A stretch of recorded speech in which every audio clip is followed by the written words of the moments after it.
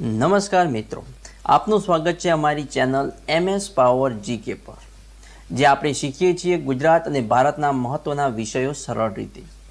આજે આપણે લાવ્યા છીએ બંધારણ અને ગુજરાતનો ઇતિહાસ ટેસ્ટ નંબર 2, જે તમારા સ્પર્ધાત્મક પરીક્ષાઓ માટે ખૂબ જ ઉપયોગી સાબિત થશે. ચાલો મિત્રો, વિલંબ કર્યા વગર શરૂ કરીએ આજનો રસપ્રદ ટેસ્ટ અને જાણીએ કેટલું તમને યાદ છે આપણા ઇતિહાસ અને બંધારણ વિશે. પ્રશ્ન નંબર 1 કે દ્રવિડ શૈલીની કેટલીક વિશેષતાઓમાં વર્ગકાર વિમાન જેવી વિશેષતા કયા સમયના સ્થાપત્યમાં જોવા મળે છે? પાંડ્ય સમયના, ચેર સમયના, ચૌલ સમયના કે પલ્લવ સમયના? મિત્રો, આપણો જવાબ રહેશે ઓપ્શન સી, ચૌલ સમયના. મિત્રો, વર્ગકાર વિમાન જેવી વિશેષતા દ્રાવિડ શૈલીના સ્થાપત્યમાં જોવા મળે છે. દ્રાવિડ શૈલી દક્ષિણ ભારતની મંદિરોમાં વિકસેલી શૈલી છે, અને આ શૈલીના મંદિરોમાં વિમાન એટલે કે મંદિરનો મુખ્ય ટાવર સામાન્ય રીતે વર્ગકાર એટલે કે ચોરસ આધારવાળો હોય છે, અને આ વિમાન ધીમે ધીમે ઉપર તરફ ટેપર થતો જાય છે અને શિખર પર કળશ હોય છે. જોઈએ નેક્સ્ટ પ્રશ્ન કે ચંદ્રગુપ્તને મૌર્ય સામ્રાજ્યની સ્થાપના માટે કોણે મદદ કરી હતી? ચાણક્ય, બ્રહ્મભટ્ટ, બિંદુસાર કે અજાતશત્રુ? મિત્રો, આપણો જવાબ રહેશે ઓપ્શન એ, ચાણક્યએ મદદ કરી હતી. ચંદ્રગુપ્ત મૌર્યને મૌર્ય સામ્રાજ્યની સ્થાપના માટે ચાણક્ય એટલે કે કૌટિલ્ય અથવા તો વિષ્ણુગુપ્તે મદદ કરી હતી. ચાણક્ય એક વિદ્વાન બ્રાહ્મણ, રાજકારણી અને અર્થશાસ્ત્રના ગ્રંથ અર્થશાસ્ત્રના રચયિતા હતા. તેમણે ચંદ્રગુપ્તને માર્ગદર્શન આપ્યું અને નંદ વંશને પરાજિત કરીને મૌર્ય સામ્રાજ્યની સ્થાપના કરવામાં સહાય કરી. સારાંશ એ મળે કે ચંદ્રગુપ્તને મૌર્ય સામ્રાજ્યની સ્થાપના માટે ચાણક્યએ મદદ કરી હતી. જોઈએ પ્રશ્ન નંબર 3, ઉપરાષ્ટ્રપતિ પદનો ઉમેદવાર કેટલી ઉંમર ધરાવતો હોવો જોઈએ? 35 વર્ષ, 30 વર્ષ, 25 વર્ષ કે 21 વર્ષ? મિત્રો, આપણો જવાબ રહેશે ઓપ્શન એ, 35 વર્ષ. ઉપરાષ્ટ્રપતિ પદનો ઉમેદવાર 35 વર્ષની ઉંમર ધરાવતો હોવો જોઈએ. ભારતના બંધારણની ધારા 66 અને 67 મુજબ ઉપરાષ્ટ્રપતિ માટેની લાયકાતો કઈ કઈ લાયકાતો છે કે ભારતીય નાગરિક હોવો જોઈએ, ઓછામાં ઓછી ઉંમર 35 વર્ષ હોવી જોઈએ, રાજ્યસભાનો સભ્ય બનવા માટે લાયક હોવો જોઈએ અને કોઈ પણ નફાકારક પદ પર ન હોવો જોઈએ. મતલબ કે ઉપરાષ્ટ્રપતિ પદનો ઉમેદવારની ન્યૂનતમ ઉંમર 35 વર્ષ હોવી જોઈએ. જોઈએ નેક્સ્ટ પ્રશ્ન, પ્રશ્ન નંબર 4, દિલ્હી સલ્તનતની સ્થાપના કોણે કરી હતી? દિલ્હી સલ્તનતની સ્થાપના કોણે કરી હતી? કુતુબુદ્દીન બખ્તિયાર, કુતુબુદ્દીન ઐબક, શાહબુદ્દીન ગોરી કે મોહમ્મદ ગજનવી? કોણે કરી હતી દિલ્હી સલ્તનતની સ્થાપના? મિત્રો, આપણો જવાબ રહેશે ઓપ્શન બી, કુતુબુદ્દીન ઐબકે દિલ્હી સલ્તનતની સ્થાપના કરી હતી.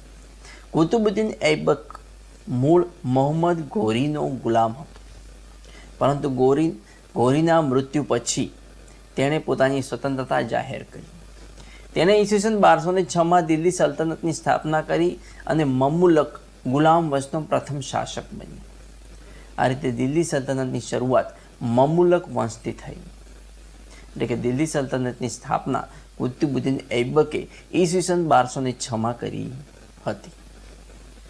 જોઈએ પ્રશ્ન નંબર 5, ઈસવીસન 1909માં લંડનમાં ટ્રાફાલ્ગર સ્ક્વેર ખાતે વિલિયમ વાયલીની ગોળીથી હત્યા કોણે કરી હતી?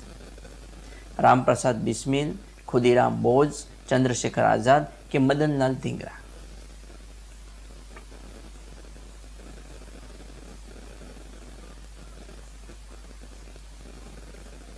મિત્રો, આપણો જવાબ રહેશે ઓપ્શન ડી, મદનલાલ ધીંગરા. ઈસવીસન 1909માં લંડનના ટ્રાફલ્ગર સ્ક્વેર ખાતે વિલિયમ વાયલીની ગોળી મારીને હત્યા મદનલાલ ધીંગરાએ કરી હતી. વિગતવાર માહિતીમાં જોઈએ તો કે તારીખ 1 જુલાઈ 1909, સ્થળ ટ્રાફલ્ગર સ્ક્વેર, લંડન. શિકાર સર વિલિયમ કર્ઝન વાયલી, જે ભારત કાર્યાલયમાં બ્રિટિશ અધિકારી હતા, અને એનો હત્યારો હતો મદનલાલ ધીંગરા, ભારતીય ક્રાંતિકારી જેઓ વિદેશમાં રહીને ભારતની આઝાદી માટે લડી રહ્યા હતા. ધિંગરાની ધરપકડ કરવામાં આવી અને 17 ઓગસ્ટ 1909 એ ફાંસી આપવામાં આવી હતી.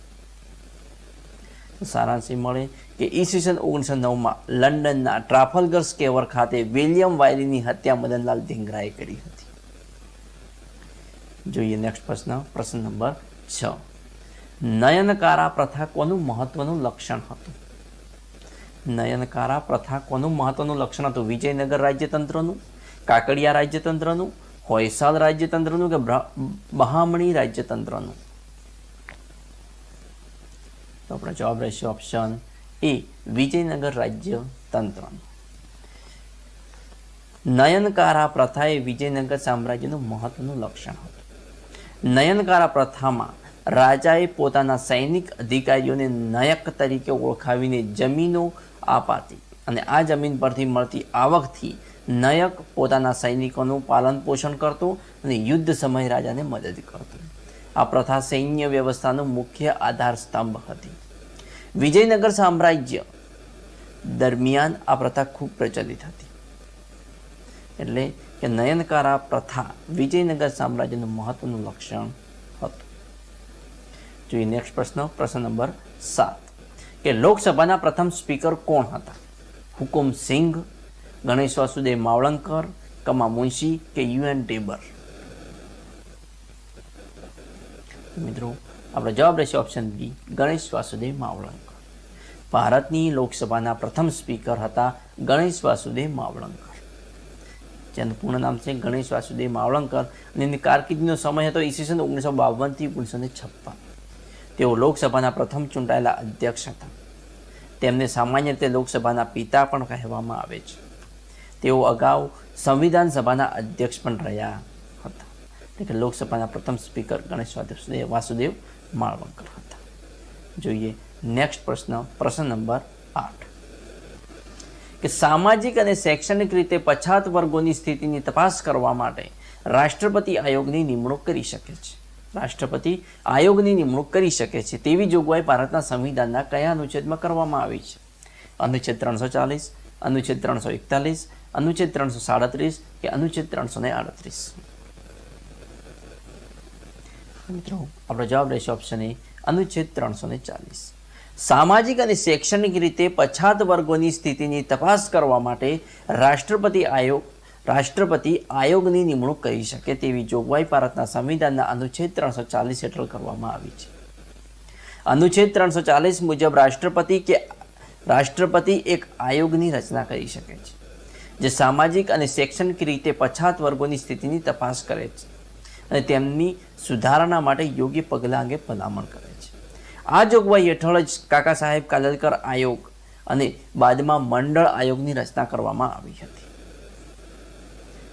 એટલે જ સામાજિક અને શૈક્ષણિક રીતે પછાત વર્ગોની તપાસ માટે આયોગની જોગવાઈ અનુચ્છેદ 340 હેઠળ કરવામાં આવી છે. મિત્રો જોઈએ નેક્સ્ટ પ્રશ્ન નંબર 9 કે નીચેનામાંથી કયા 23માં જૈન તીર્થકર છે? મલિનાથ, પાર્શ્વનાથ, મહાવીર કે નેમિનાથ? આપણો જવાબ રહેશે ઓપ્શન બી, પાર્શ્વનાથ. 23માં જૈન તીર્થકર છે પાર્શ્વનાથ. નામ છે ભગવાન પાર્શ્વનાથ. તેમનો ક્રમ છે 23માં તીર્થકર. તેમનું જન્મસ્થળ છે વારાણસી, જે ઉત્તર પ્રદેશમાં આવેલું છે.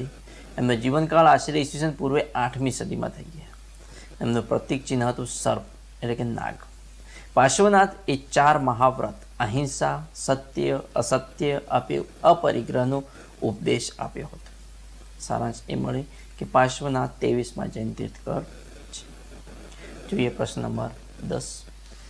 અમર ગુર્જરનું પદ મુગલ કાળમાં શેની સાથે સંબંધિત હતું? કાયદો વ્યવસ્થા, મહેસૂલ, લશ્કર કે ઉપરના તમામ? મિત્રો આપણો જવાબ રહેશે ઓપ્શન સી, લશ્કર. અમર ગુર્જર નામનું પદ મુગલ કાળમાં સૈન્ય વ્યવસ્થા એટલે કે સેનાપદ અથવા તો મનસબદરી પ્રથા સાથે સંબંધિત હતું. મુગલ કાળમાં મનસબદરી પ્રથા હેઠળ અધિકારીઓને વિવિધ પદો અને હોદ્દાઓ અપાતા હતા. તેમાં અમર શબ્દનો અર્થ હતો નિશ્ચિત સંખ્યાના સૈનિકો અથવા ઘોડેસવારોની કમાન ધરાવતો અધિકારી. ગુર્જર શબ્દનો સંબંધ કેટલીક વાર વિસ્તાર અને જાતિ સાથે હોઈ શકે, પરંતુ પદરૂપે અમર ગુર્જર એ સૈન્ય અધિકારી તરીકે ઓળખાતો હતો. એનાથી આપણને જાણવા મળે કે અમર ગુર્જરનું પદ મુઘલ કાળમાં સૈન્ય વ્યવસ્થાથી સંબંધિત હતું. મિત્રો, આશા છે કે તમને આ વિડીયો પસંદ આવ્યો હશે અને તમે નવા પ્રશ્નો શીખ્યા હશો. જો વિડીયો ઉપયોગી લાગ્યો હોય તો લાઇક, શેર અને ચેનલને સબસ્ક્રાઈબ કરવાનું ભૂલતા નહીં. આગળના ભાગમાં આપણે વધુ મહત્ત્વના પ્રશ્નો સાથે ફરી મળીશું. ત્યાં સુધી શીખતા રહો, આગળ વધતા રહો. જય હિન્દ, જય ગુજરાત.